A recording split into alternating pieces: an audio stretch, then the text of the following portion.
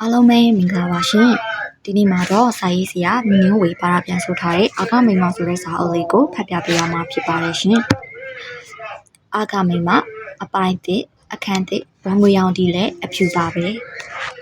ဘဝသည်ပိုကောင်းလာဖို့သာရှိ၏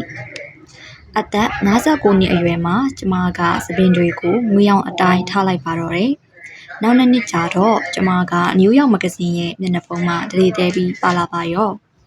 တကယ်ကိုယ်ရှိတာတော့မဟုတ်ပါဘူးဒါပေမဲ့အဲ့ဒီအဖြစ်အပျက်ဟာအမှန်တကယ်စိတ်လှုပ်ရှားဖို့ကောင်းပါတယ်အသက်68နှစ်မှာနယူးယောက်ဖက်ရှင်ရဲတရပတ်ရဲ့ရှိုးပွဲတွေမှာကျမအသက်ရဲ့3ပုံ1ပုံအရွယ်ပဲရှိသေးတဲ့အမျိုးသမီးလေးတွေနဲ့အတူပထမဆုံးအကြိမ်အဖြစ်ရှိုးလျှောက်ရပါတော့တယ်69နှစ်အရွယ်မှာမျက်နှာပုံရှင်မော်ဒယ်ဖြစ်လာပါရောလေဖတ်သူဒီလိုအဖြစ်မျိုးတွေးကြည့်မိသလားကျမကတော့ဘယ်တော့မှတွေးတော့မတွေးထားမိပါဘူးကျမသပင်တွေကိုတဘာဝအတိုင်းအဖြူရောင်ဖြစ်ထားလိုက်ခြင်းဟာစူပါမော်ဒယ်တယောက်ဖြစ်လာစေမယ့်လျှို့ဝှက်ချက်တစ်ခုဖြစ်လိမ့်မယ်ရဲ့လို့ဘယ်တော့မှထင်မထားခဲ့မိရောအမှန်ပါပထမဆုံးအချိန်မော်ဒယ်ရှိုးစလျှောက်တော့ကျမအသက်က15နှစ်လူတွေကအသက်18နှစ်မှတင်မော်ဒယ်ဘဝနေထိတန်မယ်လို့ပြောကြတယ်မော်ဒယ်တယောက်အနေနဲ့ဆိုကျမကအဲ့ဒီလောက်အထိကြာရှည်ခံလိုက်မယ်လို့တော့မမှန်ဘူးရဲ့82နှစ်အထိဆိုပိုလို့တော့မမှန်သေးတယ်ဒါပေမဲ့အခုတော့56နှစ်ကြာပြီးတဲ့အချိန်မှာပထမဆုံးအချိန်အဖြစ်အစကပြန်စနေရပါပေါ့လားအမျိုးသမီးတွေဆိုတာအသက်ကြီးလာလို့အရှိန်ရှော့ပစ်စရာမလိုဘူးကျမကတော့ပြောင်းဝကထွက်လာတဲ့ကြီးစံတောင်လို့အရှိန်ပြင်းပြင်းနဲ့ပြေးနေတော့မယ်အရာရာကိုရှာဖွေစူးစမ်းနေပျော်စရာရှိရင်ပျော်လိုက်တယ်အရင်ကထပ်ပိုးပြီးအလုပ်တွေစူးစမ်းလုပ်တယ်အလုပ်တွေလုပ်နေမှသိအောင်လဲဆိုရှယ်မီဒီယာတွေပေါ်မှာတင်ပြတယ်ပြီးတော့ပြောစရာတွေရှိနေရင်လည်းမလွတ်စေရဘူးပျော်ရွှင်စရာလို့ပြောလိုက်မိသလားတကယ်လို့အမျိုးသားတွေတောင်မှအရှိန်မလျှော့တည်ရင်ကျမတို့ကရောဘာလို့များလျှော့ရမှာလဲလေအသက်ကြီးလာခြင်းဆိုတဲ့အဖြစ်ကကိုယ့်ကိုအရှိန်တန့်သွားအောင်ရှေ့မဆက်နိုင်အောင်သားစီးထားတဲ့အဖြစ်မျိုးအရောက်မခံပါနဲ့ကောင်းကောင်းမွန်မွန်စားတော့တက်တက်ကြွကြွပျော်ပျော်ရွှင်ရွှင်နဲ့ယုံကြည်ချက်ရှိရှိနေပြုံးထားဒီနည်းလမ်းအတိုင်းကိုစောင့်ရှောက်ပါကျမကတော့အသက်ကြီးလာရတာကိုဘယ်တော့မှမကြောက်ခဲ့ဘူးရေစရာကောင်းတာကအသက်60ကျော်လာတဲ့အချိန်ကျမမျက်နှာပေါ်မှာလက်မောင်းမှာပေါင်တွေမှာအရေးတွန့်လာတာကိုမြင်ရတဲ့အခါပျော်တောင်နေသည်ဒီအချိန်အထိကျမရေကောင်းနေသေးတာကိုပျော်နေမိတာလေကျမဆယ်ကျော်သက်အရွယ်တောင်အာဖရိကနိုင်ငံပရီတိုရီးယားမြို့ကလေးမှာမော်ဒယ်ဘဝစတင်ခဲ့ပါတယ်အကြောင်းကကျမမိဘများရဲ့မိတ်ဆွေတယောက်ကမော်ဒယ်သင်တန်းကျောင်းနဲ့အေဂျင်စီထောင်ထားခဲ့တာကြောင့်ပါသူ့နာမည်ကလက်တီလို့ခေါ်ပြီးသူ့အမျိုးသားကလည်းဖေဖေလိုပဲလေရင်တစည်းပိုင်ပါတယ်တနင်္ဂနွေညတိုင်းသူတို့ကကျမတို့မိသားစုနဲ့အတူညစာလာစားတတ်ပါတယ်လက်တီကတိတ်ကိုလာပါပြီးစက်တည်ရှိတဲ့အမျိုးသမီးပါပြီးတော့သူမတောင်းဆိုတာကိုလူတိုင်းကလိုက်နာရလိမ့်မယ်ဆိုတဲ့ယုံကြည်ချက်ရှိသူတစ်ယောက်ပါကျမနဲ့အမွာညီအမခေတို့အသက်15နှစ်ရောက်တဲ့အခါလက်တီကသူ့ရဲ့မော်ဒယ်တင်တန်းမှာအခမဲ့လာတက်ဖို့ဖိတ်ခေါ်ပါတယ်ဒါနဲ့ကျမတို့ညီအမလည်းတိတ်မတွေးမိပဲတွားတက်လိုက်တာပေါ့တင်တန်းစင်လက်မှတ်ပြီးတဲ့အချိန်နောက်ဆုံးတစ်ချိန်ရှိုးလျှောက်ဖို့ရာကျမဟာ Chanel style ပန်းရောင်ဝတ်စုံနဲ့ပေါ့ကျမရဲ့သပင်ညိုညိုကိုလည်းကို့ဘာသာပြင်ထားတာဖြစ်ပြီးမျက်နှာပေါ်ကမိတ်ကပ်ကလည်းကို့ဘာသာလိမ့်တာပါလက်တီကပဲကျမကိုမော်ဒယ်အဖြစ်စပြီးငားခဲ့တာပါသူတောင်းဆိုလာတဲ့အချိန်တိုင်းကုန်းတိုက်တစ်ခုခုမှာစနေနေ့မနက်ခင်းတိုင်းမော်ဒယ်ရှိုးရှောက်ပြရတာမျိုးရှိတယ်လို့ပုံနှိပ်စာတစ်စောင်စားဆောင်တွေအတွက်လည်းကိုဟန်ပြပေးရပါတယ်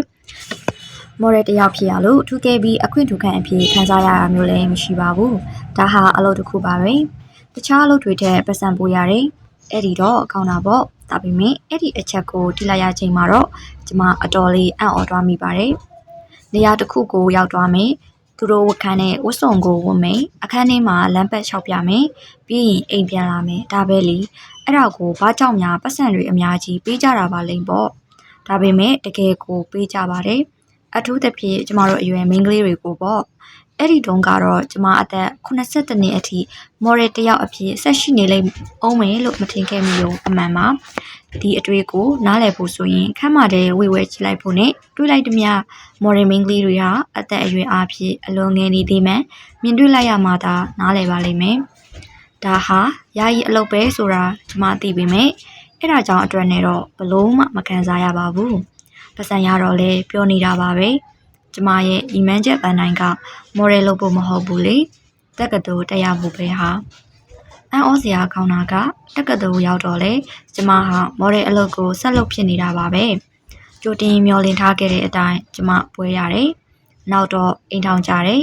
ဒါဟာနောက်ထပ်အန်ဩစရာကိစ္စတစ်ခုပေါ့ခက်မြန်မြန်ကလေးယူဖို့ဆိုတာတော့ကျမရဲ့ဘဝလမ်းကြောင်းထဲမှာမပါဝင်ခဲ့ပါဘူး။ကြားရည်စံခရီးစဉ်မှာကလေးကကိုဝင်ရှိသွားပြီးအချိန်ကာလ3နှစ်အတွင်းကလေး3ယောက်ရလာခဲ့လိမ့်မယ်လို့လည်းမထင်မှတ်ထားခဲ့မိပါဘူး။ဒီလွန်ကင်ဘဲနဲ့တော့စကာတို့ဟာကျမဘဝအတွက်နောက်ထပ်အရှိစရာ3ခုပေါ့။ကလေးတစ်ယောက်ချင်းစီကကျမရဲ့ကလေးကိုနည်းနည်းချင်းစီပုံငွေရောင်တိုးစေခဲ့ပါတယ်။တော့စကာကိုမွေးပြီးတဲ့နောက်မှာတော့ကျမကောင်းဘောကစပင်တွေအားလုံးဟာပုံငွေရောင်တန်းသွားတော့တာပါပဲ။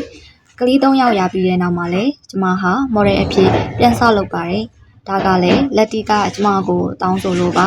။သူ့ရဲ့ agency မှာဒရိုးသမီးအမေအဖြစ်ရှိုးလျှောက်ပေးရမယ်လို့လိုရတဲ့လေ။အဲ့ဒီနေရာမှာဘလို့လုပ်ပြီး18နှစ်သမီးကဖြစ်နိုင်ပါမလဲရှင်။အဲ့ဒီအချိန်မှာကျမကအရွယ်တော်တစ်စိတ်ဟိုင်းနဲ့28နှစ်အရွယ်အမျိုးသမီးရစ်မကြီးတစ်ယောက်ဖြစ်နေခဲ့ပြီလေ။ဒီနည်းနဲ့ကျမဟာတောင်အာဖရိကမှာအသက်အကြီးဆုံးမော်ဒယ်တစ်ယောက်ဖြစ်လာပါရော။ကျမအသက်32နှစ်အရွယ်မှာ single mother အနေနဲ့ဒါဘန်ကိုပြောင်းလာခဲ့ပါတယ်။ကျမယောက်ျားလက်ကနေထွက်ပြေးလာခဲ့တာပေါ့။ကျမစပင်းတွေကိုနောက်ထပ်ပဲသူ့ကြောင့်အတွက်နဲ့မှအဖြူမခံနိုင်တော့ဘူးလေ။ကို့ဘာသာကိုပဲဖြူအောင်လုပ်မိတော့တယ်။ဒီလိုနဲ့ကျမစပင်းကအဖြူနဲ့လိမ်မော်ကြားကအယောင်ဆုံးဖြစ်နေတော့တာပဲ။ဖြူမောလို့ခေါ်လိမ့်မလားတော့မသိဘူး။အတော်လေးအကြည့်အောင်ဆိုပါတယ်။စပင်းတွေကလိန်ကောက်ကောက်ထိုးထိုးထောင်ထောင်နေပေါ့။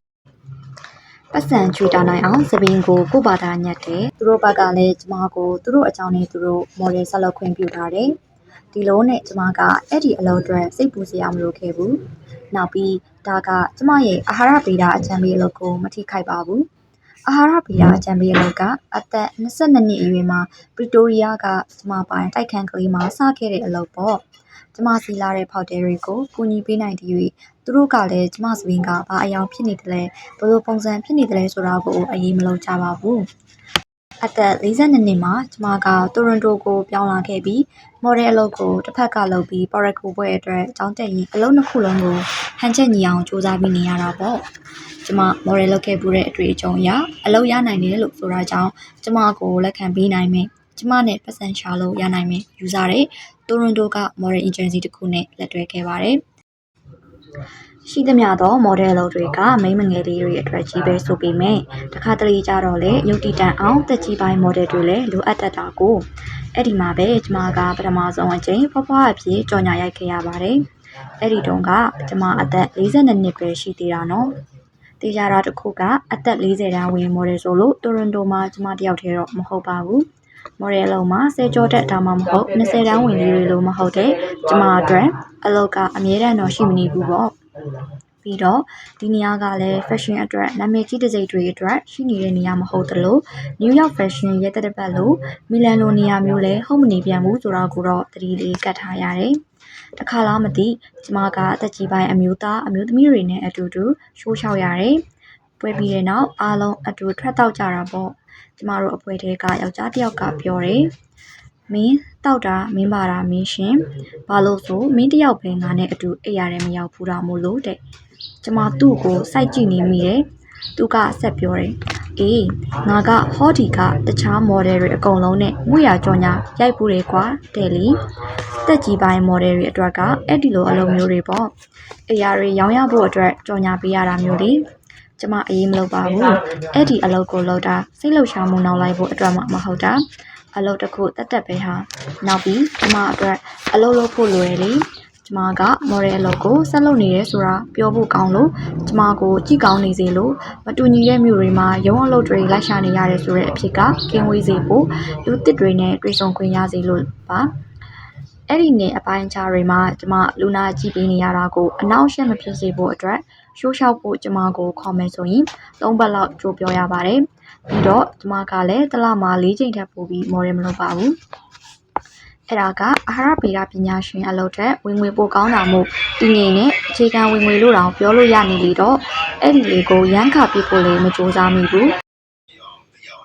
အဲ့ဒီအလုပ်ကရတဲ့ဝင်ငွေဟာနေ့စဉ်အသုံးစရိတ်အိမ်ငါးကအပတ်ကားကကလေးတွေရဲ့ကျောင်းယူနီဖောင်းဖို့ကပ်ပူနဲ့ကားငါးခတွေအတွက်ကာမိတယ်လေ